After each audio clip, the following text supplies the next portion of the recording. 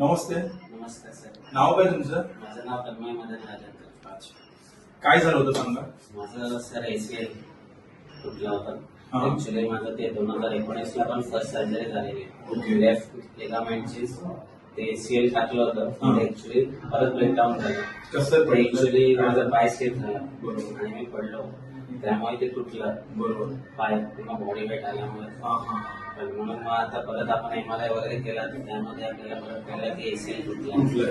तर आपण ते परत सर्जरी केली. MRI वगैरे केलं. MRI वगैरे केलं. कधी आपली सर्जरी झाली?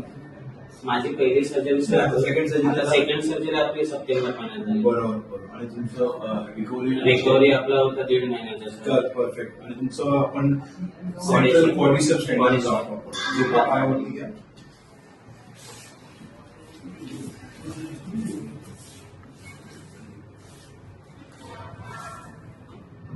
एकदम स्टेबल आहे. कसं आहे तुमचा ओव्हरऑल रिकव्हरी ओव्हरऑल एक्सपिरियन्स कसा आहे? आता तर खूप बस्ट आहे आणि ऍक्च्युली थँक्यू सर खूप.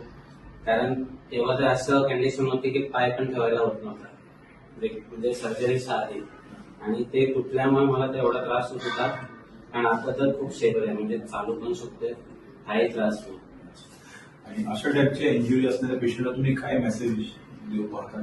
तर मी बोलतो तुषार सर इज सो मच. कारण एवढे सर डॉक्टर केलो मी ऍक्च्युली 1.5 महिना वेटिंग वर होतो.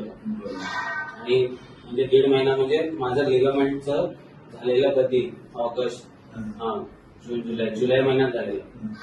आणि ते मी केलं सप्टेंबर महिन्यात. म्हणजे जवळजवळ ऑलमोस्ट 2 महिने लागले.